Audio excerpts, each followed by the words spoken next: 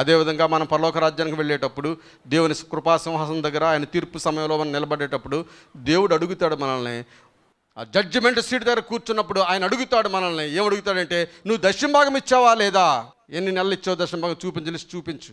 లేకపోతే నువ్వు కంటిన్యూగా గుడికి వెళ్ళావా లేదా, ఎన్ని వారాలు తప్ప లిస్ట్ చూపించు. నువ్వు పేదవారికి భోజనాలు అన్నాలు పెట్టావా లేదా, లిస్ట్ చూపించు అనేది దేవుడు అడగడండి. ఒకే ఒక మాట దేవుడు అడుగుతాడు. ఏమిటా తీర్పు ప్రశ్న ఏమిటంటే, నీవు నా కుమారుని యేసును అంగీకరించావా లేదా. That's all. అక్కడ ఉండే ఒకే ఒక ప్రశ్న, నా కుమారుని యేసుని భూలోకంలో పంపించినప్పుడు నా కుమారునితో నువ్వు ఎలా వ్యవహరించావు, నా కుమారుని నువ్వు అంగీకరించావా లేదా. అంగీకరించాను, దట్స్ ఆల్, నువ్వు పరలోకానికి వారసుడవు.